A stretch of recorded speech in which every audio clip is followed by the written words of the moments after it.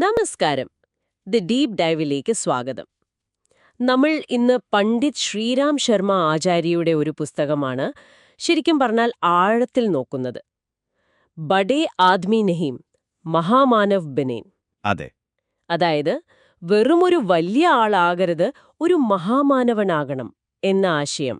ഉം. എന്താണ് ഈ വലിയ ആളും മഹാമാനവനും തമ്മിലുള്ള ഒരു വ്യത്യാസം? വലിയ ആളെന്ന് കേൾക്കുമ്പോൾ സാധാരണ പണം, പ്രശസ്തി അങ്ങനെയുള്ള കാര്യങ്ങളാവും ഓർമ്മ വരിക, അല്ലേ? സാധാരണ അങ്ങനെയാണ് കരുതുന്നത്. പക്ഷെ മഹാമാനവൻ എന്ന് പറയുമ്പോൾ അത് അതിനപ്പുറത്തുള്ള ഒന്നാണ്. സ്വഭാവം, മൂല്യങ്ങൾ, സമൂഹത്തിനുള്ള സംഭാവന, ഇതൊക്കെ ചേർന്ന ഒരാൾ. ഈ ഒരു ചിന്തയാണ് നമ്മളിന്ന് പിന്തുടരുന്നത്. തീർച്ചയായും നമ്മുടെ ഈയൊരു വിശകലനത്തിന്റെ ലക്ഷ്യം തന്നെ അതാണ്. ഈ പുസ്തകത്തിലെ പ്രധാന ആശയങ്ങൾ എടുത്ത് നിങ്ങൾക്ക് ജീവിതത്തിൽ ഉപയോഗിക്കാൻ പറ്റുന്ന ചില കാര്യങ്ങൾ കണ്ടെത്തുക. വെറും ഭൗതിക വിജയത്തിനപ്പുറം ഒരു യഥാർത്ഥ മഹത്വത്തിലേക്ക് എങ്ങനെ എത്താം, അതാണ് ചോദ്യം. വളരെ നന്നായി.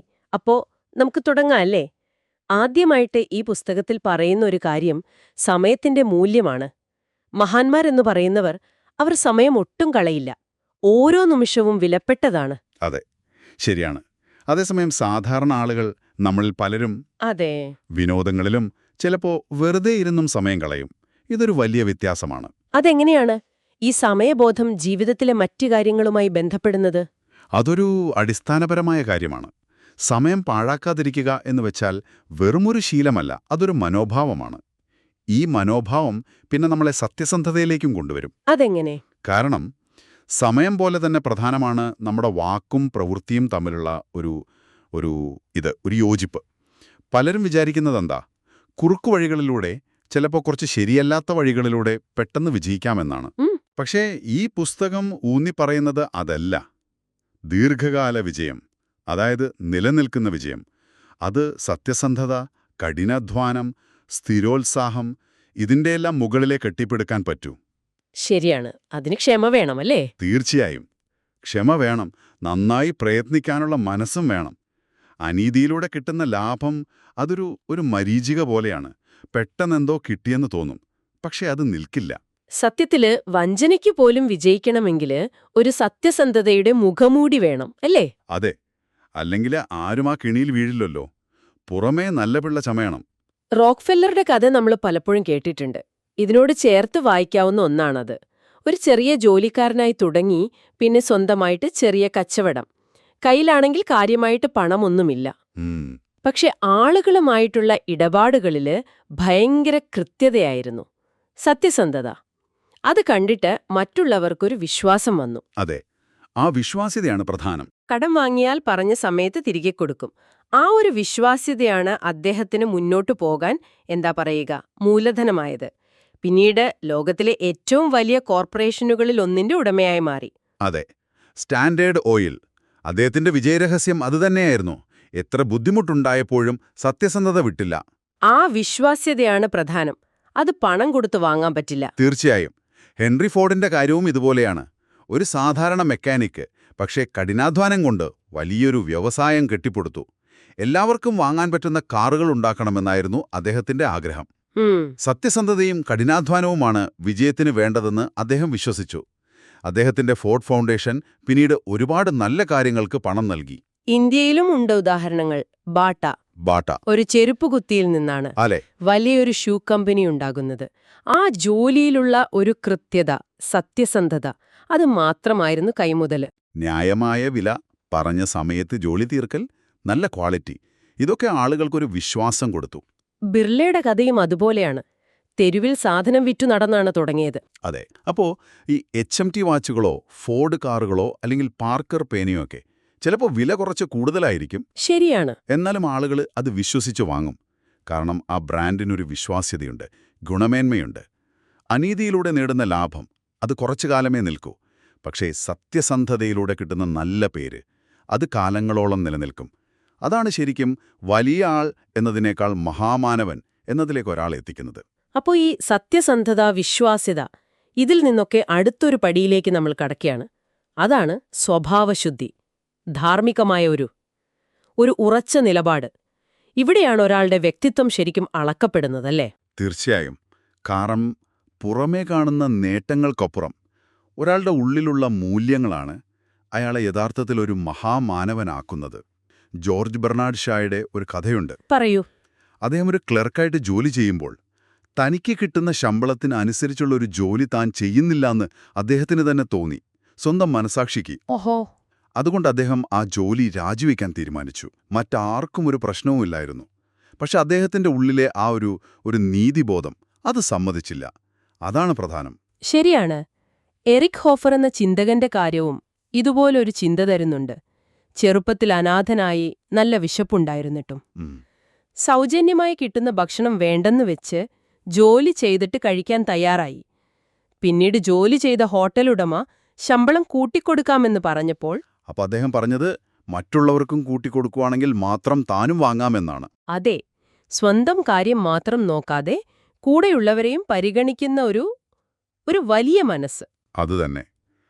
പിന്നെ പ്രതികൂല സാഹചര്യങ്ങളിൽ വലിയ ഓഫറുകൾ വരുമ്പോൾ, പ്രലോഭനങ്ങൾ ഉണ്ടാകുമ്പോൾ സ്വന്തം ആദർശത്തിൽ ഉറച്ചു നിൽക്കുക, അതൊരു മഹാമാനവന്റെ ലക്ഷണമാണ്. പുസ്തകത്തിൽ അങ്ങനെയുള്ള ഉദാഹരണങ്ങൾ ധാരാളം പറയുന്നുണ്ട്.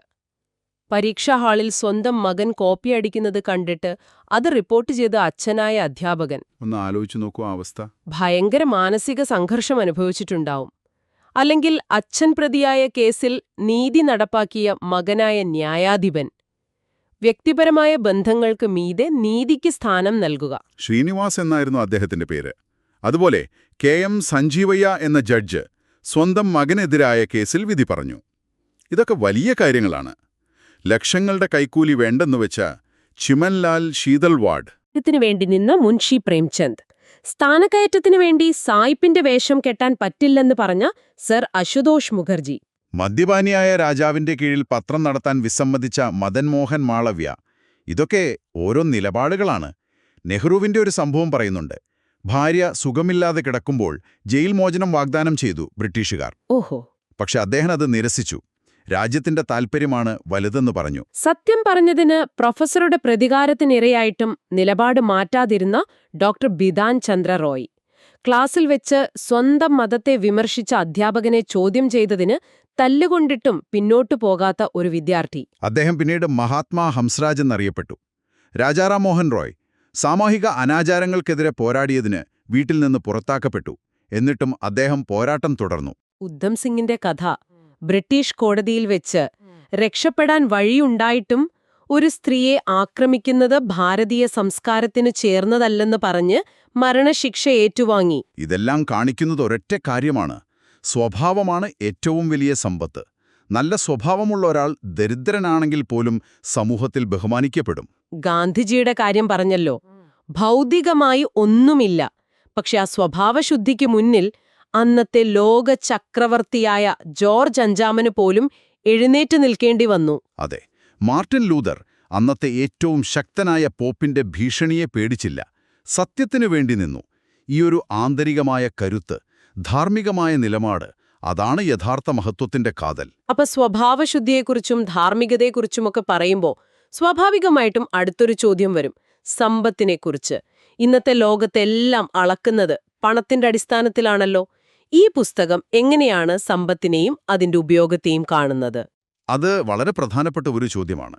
പുസ്തകം നമ്മൾ ഒരു കാര്യം ഓർമ്മിപ്പിക്കുന്നുണ്ട്. പ്രകൃതി നോക്കൂ. നമ്മുടെ അടിസ്ഥാന ആവശ്യങ്ങൾക്കുള്ള കാര്യങ്ങൾ, വായു, വെള്ളം, വെളിച്ചം, ഒരു പരിധിവരെ ഭക്ഷണമൊക്കെ വളരെ എളുപ്പത്തിൽ കിട്ടുന്നുണ്ട്. ശരിയാണ്. എന്നാൽ ആഡംബര വസ്തുക്കൾക്ക്, അല്ലെങ്കിൽ അധികമായി വേണ്ടുന്നവയ്ക്ക് കൂടുതൽ പ്രയത്നം വേണം. സ്വർണം, വജ്രമൊക്കെ കിട്ടാൻ എത്ര കഷ്ടപ്പെടണം? ഒരുപക്ഷേ പ്രകൃതി തന്നെ നമ്മളോട് പറയുന്നതാകാം, ജീവിതത്തിന്റെ ലക്ഷ്യം വെറും ഭൗതിക സമ്പാദനമല്ല, ആത്മീയവും ധാർമ്മികവുമായ വളർച്ചയാണ് പ്രധാനമെന്ന്. പക്ഷേ ഇന്ന് കാണുന്നത് അതല്ലല്ലോ. കൂടുതൽ ഭൗതിക സമ്പത്തുണ്ടാക്കുന്നതാണ് പുരോഗതി, അതാണ് സമാധാനം എന്നൊരു ചിന്തയാണ് പലർക്കും. അവിടെയാണ് തെറ്റുന്നത്. EF ഷൂമാക്കറെ പോലുള്ള ചിന്തകരെ ഉദ്ധരിച്ചുകൊണ്ട് പുസ്തകം പറയുന്നുണ്ട്, ഈ ചിന്താഗതി 2 തരത്തിൽ ദോഷം ചെയ്യും. ഒന്ന്, ഇത് ത്യാഗം, ലാളിത്യം, ആത്മനിയന്ത്രണം തുടങ്ങിയ മൂല്യങ്ങളുടെ വില കുറയ്ക്കുന്നു. 2, ഈ ശാസ്ത്ര സാങ്കേതിക വിദ്യയുടെ വളർച്ച ഉൽപ്പാദനം കൂട്ടുന്നുണ്ടെങ്കിലും അത് പലപ്പോഴും അസമത്വവും ചൂഷണവും വർദ്ധിപ്പിക്കാനും കാരണമാകുന്നുണ്ട്. എല്ലാവർക്കും അതിന്റെ ഗുണം കിട്ടുന്നില്ല. സമ്പത്ത് മാത്രമാണ് ലക്ഷ്യം എന്ന് വരുമ്പോ ഈ ധാർമ്മികതയൊക്കെ ഒരു തടസ്സമായിട്ട് തോന്നും, അല്ലേ? പെട്ടെന്ന് പണമുണ്ടാക്കാൻ പിന്നെ വളഞ്ഞ വഴികൾ നോക്കും. അതെ, അങ്ങനെ കിട്ടുന്ന പണം നല്ല കാര്യങ്ങൾക്ക് ഉപയോഗിക്കുമോ? അതും സംശയമാണ്. മിക്കവാറും ദുശ്ശീലങ്ങൾക്കും ആഡംബരങ്ങൾക്കും വേണ്ടിയാവും ഉപയോഗിക്കുക. ശരിയാണ്. ഇത് സമൂഹത്തിലെ അസൂയയും മത്സരവുമൊക്കെ കൂട്ടും. അതുകൊണ്ട് പുസ്തകം പറയുന്ന ആശയം ഇതാണ്: സമ്പത്ത് നേടുന്നത് തെറ്റല്ല, പക്ഷേ അതിനൊരു പരിധി വേണം. ജീവിതം സുഖസൗകര്യങ്ങൾക്കു വേണ്ടിയല്ല, സുഖസൗകര്യങ്ങളാണ് ജീവിതത്തിന് വേണ്ടത്. ഗാന്ധിജിയും അതുതന്നെയാണല്ലോ പറഞ്ഞത്. ആവശ്യത്തിനുള്ളത് മതി, ആർത്തി പാടില്ല. അതെ, ആത്മീയവും ബൗദ്ധികവുമായ വളർച്ചയാണ് പ്രധാനം, അല്ലാതെ വെറും പണം കൂട്ടിവെക്കലല്ല. അപ്പോ എന്താണ് സമ്പത്തിന്റെ ശരിയായ ഉപയോഗം? സ്വന്തം ആവശ്യങ്ങൾ മിതമായി നിറവേറ്റുക. അതിനുശേഷം കയ്യിലുള്ള കഴിവും സമ്പത്തും സമൂഹത്തിന്റെ നന്മയ്ക്കു വേണ്ടി ഉപയോഗിക്കുക. ലോകമംഗളത്തിനു വേണ്ടി. അങ്ങനെ ഒരു ചിന്ത വേണം. അതായത് എന്റെ കയ്യിലുള്ള അധിക സമ്പത്ത് എന്റേത് മാത്രമല്ല, അത് സമൂഹത്തിനു കൂടെ അവകാശപ്പെട്ടതാണ് എന്നൊരു ബോധം. കൃത്യമായി. ഭാവി തലമുറയ്ക്കു വേണ്ടി ഒരുപാട് സ്വത്ത് കൂട്ടിവെക്കുന്നത് അതവരെ ഒരുപക്ഷെ അലസന്മാരാക്കും, ഉത്തരവാദിത്തമില്ലാത്തവരാക്കും. അവർക്ക് നല്ല വിദ്യാഭ്യാസം കൊടുക്കുക, സ്വന്തം കാലിൽ നിൽക്കാൻ പഠിപ്പിക്കുക. അതാണ് വേണ്ടത്. രാണാ പ്രതാപിനു വേണ്ടി ഭീമാഷാ തന്റെ സമ്പത്ത് മുഴുവൻ കൊടുത്ത കഥ പുസ്തകത്തിൽ പറയുന്നുണ്ട്. അതൊരു വലിയ മാതൃകയാണ്. ഇന്നത്തെ ധനികർക്കതൊരു പ്രചോദനമാകണം. നമ്മൾ സത്യസന്ധമായിട്ടാണ് സമ്പാദിച്ചതെന്ന് കരുതുക. എന്നാലും നമ്മുടെ ചുറ്റുമുള്ളവർ കഷ്ടപ്പെടുമ്പോൾ അതൊന്നും കാണാതെ സ്വന്തം സുഖത്തിനു വേണ്ടി മാത്രം പണം കൂട്ടിവെക്കുന്നത് ഒരു മഹാമാനവന് ചേർന്നതല്ല. ശരിയാണ്.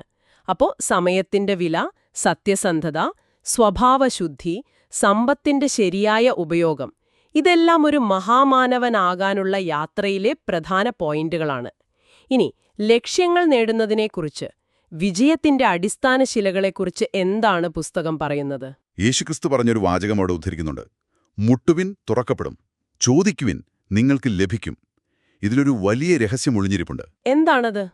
ഒരു ലക്ഷ്യം നേടാനുള്ള അതിതീവ്രമായ ആഗ്രഹം, അതിനെ ഉത്കട അഭിലാഷ എന്നാണ് പുസ്തകം വിളിക്കുന്നത്. അതാണ് ഏറ്റവും പ്രധാനം. ഒരു ഉദാഹരണം പറഞ്ഞാൽ, നമ്മുടെ കാലിലൊരു ചെറിയ മുള്ളു കൊണ്ടാൽ ഭയങ്കര അസ്വസ്ഥതയായിരിക്കും. അതെ, അതെടുത്തു മാറ്റുന്നതുവരെ നമുക്കൊരു സമാധാനവും ഉണ്ടാകില്ല. അതുപോലൊരു തീവ്രത ഒരു ലക്ഷ്യം നേടുന്ന കാര്യത്തിലും വേണം. ഈ തീവ്രമായ ആഗ്രഹം എങ്ങനെയാണ് വിജയത്തിലേക്ക് നമ്മളെ എത്തിക്കുന്നത്? ശ്രദ്ധയുമുണ്ടാകും. മനോയോഗം എന്ന് പറയും.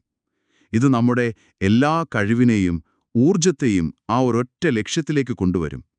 ഒരു ഫോക്കസ് ഉണ്ടാകും. അതെ, ഒരു കാന്തം ഒരു ചവറ്റുകൂനയിൽ നിന്ന് ഇരുമ്പ് തരികളെ മാത്രം ആകർഷിക്കുന്നത് പോലെ നമ്മുടെ മനസ്സ് ആ ലക്ഷ്യത്തിലെത്താൻ വേണ്ട വഴികളും അവസരങ്ങളും തനിയെ കണ്ടെത്തും, അതിലേക്ക് ആകർഷിക്കപ്പെടും. സാൻഡോ എന്ന ഗുസ്തിക്കാരന്റെ കാര്യം പറയുന്നുണ്ട്. ചെറുപ്പത്തിൽ ഭയങ്കര മെലിഞ്ഞ് രോഗിയായിരുന്നു. പക്ഷേ ലോകത്തിലെ ഏറ്റവും വലിയ ബലവാനാകണം എന്ന ആഗ്രഹം അത്ര ശക്തമായിരുന്നു. ആ ഒരൊറ്റ ആഗ്രഹം മതിയായിരുന്നു അദ്ദേഹത്തിന് കഠിനമായി പ്രയത്നിച്ച് ആ ലക്ഷ്യം നേടാൻ. അതുപോലെ ചന്തിറാം എന്ന ഗുസ്തിക്കാരനും രോഗിയായിരുന്നു. കഠിന പ്രയത്നത്തിലൂടെ ആരോഗ്യം വീണ്ടെടുത്തു. WJM ബട്ടൺ എന്നൊരാൾ ഓർമ്മശക്തിക്ക് പ്രശസ്തനാണ്. ഓഹോ! അദ്ദേഹം പഠിക്കാൻ വളരെ മോശമായിരുന്നു. പക്ഷെ ഓർമ്മശക്തി വർദ്ധിപ്പിക്കണം എന്നൊരു ഭയങ്കരമായ ആഗ്രഹം വന്നു. നിരന്തരം പരിശീലിച്ചു. അവസാനം നടക്കുന്ന വിശ്വവിജ്ഞാനകോശം എന്ന പേര് കിട്ടി. അപ്പോൾ ആഗ്രഹം മാത്രം പോരാ, പ്രയത്നവും വേണം. തീർച്ചയായും. ആഗ്രഹത്തോടൊപ്പം ലക്ഷ്യത്തിൽ നല്ല ശ്രദ്ധ വേണം, ഫോക്കസ് വേണം. എത്ര കഴിവുള്ള ആളാണെങ്കിലും ആ കഴിവുകൾ പല വഴിക്ക് ചിതറിപ്പോയാൽ ഒന്നും നേടാൻ പറ്റില്ലെന്നും കാർലൈൽ പറഞ്ഞിട്ടുണ്ട്. ശരിയാണ്. ബുൾവർ ലിട്ടൺ എന്ന എഴുത്തുകാരൻ ദിവസവും വളരെ കുറച്ച് സമയം മാത്രമേ എഴുതിയിരുന്നുള്ളൂ, ഒരു 3 മണിക്കൂറിൽ താഴെ. അത്രയുള്ളൂ? അതെ, പക്ഷേ ആ സമയത്ത് പൂർണ്ണമായ ഏകാഗ്രതയോടെ താൽപ്പര്യത്തോടെ എഴുതും. അതുകൊണ്ട് മികച്ച കൃതികളുണ്ടായി. അപ്പോൾ എത്ര സമയം എന്നതിനേക്കാൾ ആ സമയം എങ്ങനെ ഉപയോഗിച്ചു എന്നതാണ് കാര്യം. ഈ ഏകാഗ്രതയ്ക്കും ചിട്ടയായ പ്രയത്നത്തിനും ഒരു ചിട്ടയായ ജീവിത രീതി, നിയമിതത എന്ന് പുസ്തകം പറയുന്നു. അത് ആവശ്യമാണെന്നും പറയുന്നുണ്ടല്ലോ. വളരെ പ്രധാനപ്പെട്ട കാര്യമാണത്. നമ്മുടെ ചിന്തകളെക്കാളും ശക്തമാണ് പലപ്പോഴും നമ്മുടെ ശീലങ്ങൾ. അപ്പോൾ നല്ല ശീലങ്ങൾ നമ്മൾ ബോധപൂർവം വളർത്തിയെടുക്കണം. ആവശ്യമില്ലാത്ത ശീലങ്ങളെ മാറ്റാൻ ശ്രമിച്ചുകൊണ്ടേയിരിക്കണം. ഒരു അടുക്കും ചിട്ടയുമില്ലാത്ത ജീവിതം, അത് നമ്മുടെ സമയവും ഊർജവുമെല്ലാം പാഴാക്കും. അതെ, ആമയുടെ മുയലിന്റെയും കഥ നമുക്കറിയാമല്ലോ. മുയലിനായിരുന്നു കഴിവ് കൂടുതൽ, വേഗതയുണ്ടായിരുന്നു. പക്ഷേ അഹങ്കാരവും അലസതയും കാരണം തോറ്റു. അതെ, ആമയ്ക്ക് കഴിവ് കുറവായിരുന്നിരിക്കാം, പക്ഷെ ചിട്ടയോടെ സ്ഥിരോത്സാഹത്തോടെ മുന്നോട്ടു പോയതുകൊണ്ട് ജയിച്ചു. അപ്പോൾ കഴിവുകൾ മാത്രം പോരാ, ഈ ചിട്ടയും സ്ഥിരോത്സാഹവും കൂടെ വേണം വലിയ ലക്ഷ്യങ്ങൾ നേടണമെങ്കിൽ. അപ്പോ വിജയത്തിന് തീവ്രമായ ആഗ്രഹം, ലക്ഷ്യബോധം, ഏകാഗ്രത, കഠിനാധ്വാനം, ചിട്ടയായ ജീവിതം ഇതെല്ലാം വേണം. എന്നാൽ ഈ നേട്ടങ്ങൾക്കൊക്കെ അപ്പുറം എന്താണ് യഥാർത്ഥ മഹത്വം? ബഡപ്പൻ എന്ന് പുസ്തകം പറയുന്ന ആ ഒരു ക്വാളിറ്റി അതെന്താണ്? അതാണ് ഇതിലെ ഏറ്റവും മനോഹരമായ ഒരു ആശയമെന്നെനിക്ക് തോന്നുന്നു. യഥാർത്ഥ മഹത്വം ബഡപ്പൻ എന്ന് പറയുന്നത് അത് ലാളിത്യത്തിലാണ്, സാധകി, പിന്നെ മാന്യത, ശാലീനത. അല്ലാതെ പുറമേ കാണിക്കുന്ന വലിയ പ്രകടനങ്ങളിലോ ആഡംബരങ്ങളിലോ അല്ല. ആളുകളെ കാണിക്കാൻ വേണ്ടി ചെയ്യുന്ന കാര്യങ്ങളിലല്ല. അല്ല, അത്തരം പ്രകടനങ്ങൾ പലപ്പോഴും ഉള്ളിലെ ഒരു അപകർഷതാബോധത്തിൽ നിന്നോ അല്ലെങ്കിൽ ശരിയല്ലാത്ത വഴിയിലൂടെ എന്തെങ്കിലും നേടിയതിൻ്റെയോ ഒക്കെ ലക്ഷണമായിരിക്കാം. യഥാർത്ഥ ബഹുമാനം പണം കൊണ്ടോ അധികാരം കൊണ്ടോ പെട്ടെന്ന് കിട്ടുന്ന ഒന്നല്ല. അത് കാലക്രമേണ ആർജിച്ചെടുക്കേണ്ടതാണ്. അതെ, ഒരാളുടെ സ്വഭാവം കൊണ്ട്, മറ്റുള്ളവരോടുള്ള പെരുമാറ്റം കൊണ്ട് പതിയെ പതിയെ കിട്ടുന്നതാണ്. അഹങ്കാരം, മറ്റുള്ളവരെ കളിയാക്കുക, എപ്പോഴും ഒരു തൃപ്തിയില്ലാത്ത അവസ്ഥ, ഇതൊന്നും ഒരു മഹത്വത്തിന്റെ ലക്ഷണമല്ല. ഒരു മഹാമാനവൻ എപ്പോഴും വിനയമുള്ളവനായിരിക്കും, ശാന്തനായിരിക്കും. വളരെ വളരെ ആഴത്തിലുള്ള ചിന്തകളാണ് നമ്മൾ ഇന്ന് സംസാരിച്ചത്. സമയത്തിന്റെ വില, സത്യസന്ധതയുടെ പ്രാധാന്യം, പിന്നെ സ്വഭാവശുദ്ധിയുടെ ശക്തി, സമ്പത്തിനോടുള്ള ഒരു ശരിയായ സമീപനം, വിജയത്തിലേക്കുള്ള വഴികൾ, അവസാനം ലാളിത്യത്തിന്റെ മഹത്വം. ഇതെല്ലാം വെറുമൊരു വലിയ ആളാകുന്നതിനപ്പുറം ഒരു മഹാമാനവനാകാൻ നമ്മളെ സഹായിക്കുന്ന കാര്യങ്ങളാണ്. നിങ്ങൾക്കിതിൽ ഏറ്റവും പ്രധാനമായി തോന്നിയൊരു കാര്യം എന്താണ്? എനിക്ക് തോന്നിയത് ഈ പറയുന്ന ഓരോ കാര്യങ്ങളും, അതായത് സത്യസന്ധത, സ്വഭാവശുദ്ധി, സമ്പത്തിന്റെ ഉപയോഗം, ലക്ഷ്യബോധം, ലാളിത്യം, ഇതെല്ലാം പരസ്പരം ബന്ധപ്പെട്ട് കിടക്കുന്നുവെന്നാണ്. ഒന്ന് മറ്റൊന്നില്ലാതെ പൂർണ്ണമാവില്ല. ശരിയാണ്. സത്യസന്ധതയില്ലാതെ നല്ല സ്വഭാവമുണ്ടാവില്ല. നല്ല സ്വഭാവമില്ലെങ്കിൽ കിട്ടുന്ന സമ്പത്ത് ശരിയായി ഉപയോഗിക്കാൻ പറ്റില്ല. ലക്ഷ്യബോധവും ചിട്ടയുമില്ലെങ്കിൽ വലിയ നേട്ടങ്ങളുണ്ടാവില്ല. ഇവയെല്ലാം ചേർന്ന ഒരു ജീവിത രീതിയാണ് യഥാർത്ഥത്തിൽ ഒരാളെ ആ ഒരു മഹത്വത്തിലേക്ക് ഉയർത്തുന്നത്. അപ്പോൾ ഈ ആശയങ്ങൾ കേൾക്കുമ്പോൾ ഇതെങ്ങനെ കേൾക്കുന്ന നിങ്ങളുടെ ജീവിതത്തിൽ ചെറിയ രീതിയിലെങ്കിലും പ്രാവർത്തികമാക്കാമെന്ന് ഒന്ന് ആലോചിക്കുന്നത് വളരെ നല്ലതാണ്. തീർച്ചയായും. അപ്പോൾ നിങ്ങൾക്കായി ഒരു അവസാന ചിന്ത ഞങ്ങളിവിടെ വിടുകയാണ്. കേവലം ഒരു വലിയ ആളാകുന്നതിനപ്പുറം ഒരു മഹാമാനവനാകാൻ നിങ്ങളുടെ ജീവിതത്തിലെ ഏത് ചെറിയ ശീലത്തിലാണ് നിങ്ങൾക്ക് ഇപ്പോൾ തന്നെ ഒരു മാറ്റം വരുത്താൻ കഴിയുക? ഈ ഒരു ആഴത്തിലുള്ള വിശകലനത്തിൽ ഞങ്ങളോടൊപ്പം ഉണ്ടായിരുന്നതിന് ഒരുപാട് നന്ദി. അടുത്ത തവണ മറ്റൊരു വിഷയവുമായി നമുക്ക് വീണ്ടും കാണാം.